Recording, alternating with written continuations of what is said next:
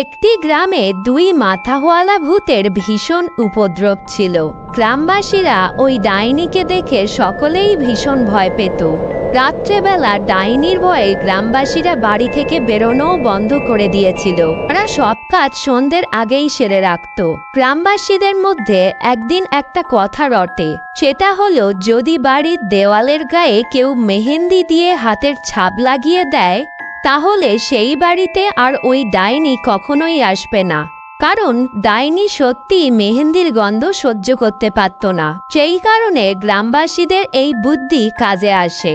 এরপর ওই দুই মাথাওয়ালা ডাইনি যখন গ্রামে আসে, তখন সে বাড়ির দেওয়ালে মেহেন্দির ছাপ দেখে সেখান থেকে পালিয়ে যায়। কিন্তু এই দুই মাথাওয়ালা ডাইনি এই সমস্যার মধ্যে থেকে বেরোনোর পথও খুঁজে বের করে। এই গ্রামবাসীরা নিজেদেরকে খুব বুদ্ধিমান মনে করে। ওরা কি মনে করেছে আমি এই মেহেন্দির গন্ধ শুকে কি এখান থেকে পালিয়ে যাব? আমাকে কি অতই বোকা পেয়েছে এরা? না না না, আমি এখান থেকে কিছুতেই যাব না। দেখো আমি কি করি। এরপর ওই ডাইনি যে বাড়িতে শিকার করার কথা ভাবে, সেই বাড়িতে গিয়ে সে তার মুখের আগুন দিয়ে ওই বাড়ির ছাদ জ্বালিয়ে দিত। এর ফলে বাড়িতে আগুন লেগে গেলে গ্রামবাসীরা নিজেদের জীবন বাঁচানোর জন্য বাইরে ছুটে বেরিয়ে আসত। আর সেই সুযোগ বুঝে ওই ডাইনি নিজের শিকার নিয়ে অনেক দূরে পালিয়ে যেত। এইভাবে চলতে চলতে বেশ কয়েকদিন কেটে যায়। গ্রামবাসীরা ডাইনির ভয়ে ঘর থেকে বেরোতেই পারে না। এখন দিনের বেলাতেও তারা ডাইনির ভয়ে ঘরের মধ্যে লুকিয়ে থাকে। এই সমস্যা থেকে তারা কিভাবে মুক্তি পাবে কিছুতেই বুঝতে পারে না। এই সমস্যা থেকে বেরোনোর জন্য একদিন গ্রামের মানুষ সাহস করে একসাথে জড়ো হয়। এখন তো মেহেন্দির ছাপও ওই ডাইনিকে আটকাতে পারছে না। আমরা এখন কি করব? আমিও তো কিছু বুঝতে পারছি না। আমরা এই দুই মাথাওয়ালা ডাইনির থেকে কিভাবে মুক্তি পাবো? গ্রামবাসীরা কিছুই বুঝে উঠতে পারে না যে তারা কিভাবে ওই দুই মাথাওয়ালা ডাইনির থেকে নিজেদেরকে রক্ষা করবে। গ্রামে এখন মানুষের সংখ্যা অনেক কমে গেছে। অনেকেই গ্রাম ছেড়ে পালিয়েছে। আর যে কজন রয়ে গেছে তারা কোনো সমাধান না পেয়েই বাড়িতে ফিরে যায়। এইভাবেই যখনই রাত হয় তখন ওই দুই মাথাওয়ালা ডাইনি এসে একজন করে মানুষ আবার তুলে নিয়ে যেতে থাকে। ডাইনিটা এভাবেই রোজ আসে গ্রামে। আসে আর গ্রামে আগুন লাগিয়ে তার শিকারকে বাইরে বের করে সেখান থেকে টেনে নিয়ে চলে যায়। এইভাবে বেশ কয়েকদিন কেটে যাওয়ার পর একদিন গ্রামে এক নতুন দম্পতি থাকতে আসে। গ্রামে নতুন দম্পতি এসেছে এই কথা শুনে গ্রামবাসীরা সেই দম্পতিদের সাবধান করতে ছুটে যায়। তোমরা দুজনে এই গ্রাম থেকে চলে যাও। এই গ্রামে থাকা মানে নিজের বিপদ নিজেই ডেকে আনা। আপনারা সবাই এইভাবে কেন কথা বলছেন? কারণ এই গ্রামে দুই মাথাওয়ালা ডাইনি থাকে, সেই কারণে বলছি। দুই মাথাওয়ালা ডাইনি? হ্যাঁ, অনেক দিন ধরেই ওই ডাইনি আমাদের অনেক বিরক্ত করছে। ওই ডাইনি প্রত্যেক দিন রাতে আসে আর তার শিকার নিয়ে সে চলে যায় এখান থেকে। এইসব কথা শুনে তখন ওই মহিলার স্বামী বলে, যদি এরকমটাই হয় তাহলে আমাদের এখান থেকে চলে যাওয়াই ভালো। আমাদের সবে সবে বিয়েও হয়েছে। আমি কোনো ধরনের কোনো সমস্যার মুখে পড়তেই চাই না। না, যদি এমনটা হয় তাহলে আমাদের মিলেমিশে এই গ্রামবাসীদের সাহায্য করা উচিত। ওহো, এখনো তো ওরা কিছু করতে পারেনি। তুমি একা এদের মধ্যে কি করতে পারবে বলো তো? এই কথা শুনে গ্রামের মানুষেরা ওই মহিলাকে বলে, আমরাও এই সমস্যার কোনো সমাধান করতে পারিনি।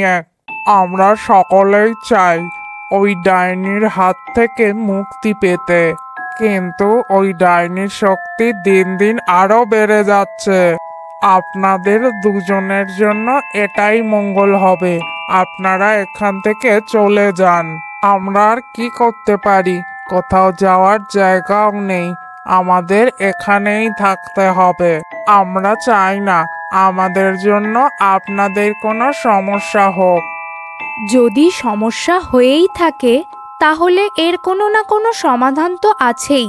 ভগবানের ওপর বিশ্বাস রাখুন, উনি নিশ্চয়ই আপনাদের রক্ষা করবেন। এই কথা বলার পরই ওই মহিলার মাথায় একটা সমাধান আসে।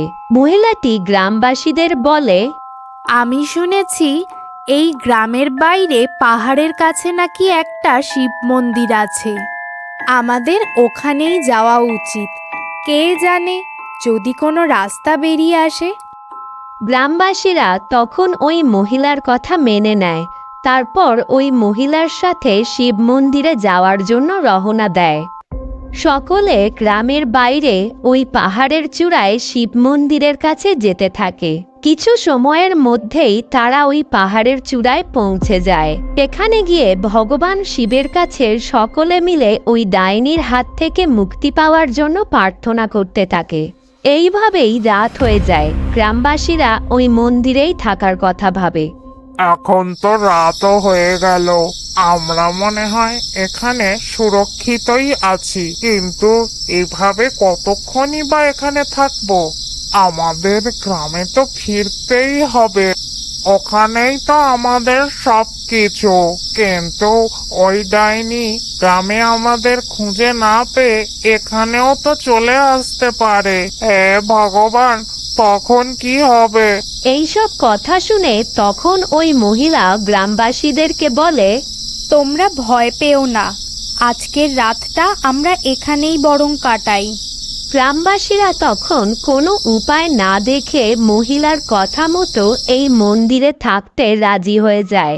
এরপর ওই দুই মাথাওয়ালা ডাইনি গ্রামের মধ্যে এসে ঢোকে। গ্রামে যে কোনো মানুষ নেই এই কথা সে টের পেয়ে যায়। তখন ওই দুই মাথাওয়ালা ডাইনি গ্রামবাসীদের খুঁজতে খুঁজতে পাহাড়ের ওই চূড়ায় পৌঁছে যায়। ডাইনি তখন সেখানে সকল গ্রামবাসীকে দেখতে পায়। ডাইনি বলে, আজ তো আমার ভীষণ খুশির দিন। এত খাবার আজ একসাথে আমি খেতে পারবো।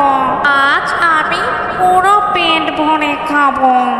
ডাইনির এই সমস্ত কথা শুনে সেখানে উপস্থিত গ্রামবাসীরা সকলেই ভীষণ ভয় পেয়ে যায় আর ভগবানকে ডাকতে থাকে। এরপর ওই ডাইনি গ্রামবাসীদের শিকার করবে বলে তাদের দিকে এগোতে থাকে।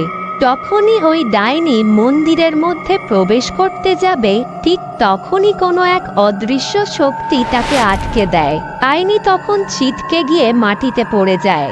এই ঘটনা দেখে গ্রামবাসীরা তখন ভীষণ অবাক হয়ে যায়। এটা দেখে ডাইনিও ভীষণ অবাক হয়। সে বলে, এটা এটা কিভাবে হতে পারে? আমি ওদের কাছে কেন যেতে পারছি না? তুই এখানে আসতে পারছিস না কারণ এটা হলো ভগবানের পবিত্র জায়গা। এখানে সবাই প্রবেশ করতে পারে না। ডাইনি, কান খুলে শুনে নে, এখন তুই আমাদের কাউকেই ছুতে পারবি না, বুঝলি? ওরা একেবারেই এসব ঠিক করছিস না, কিন্তু আমি তোদের কিছুতেই ছাড়বো না। আমাদের এখন তুই কিচ্ছু করতে পারবি না, কারণ আমাদের সাথে স্বয়ং ভগবান রয়েছে।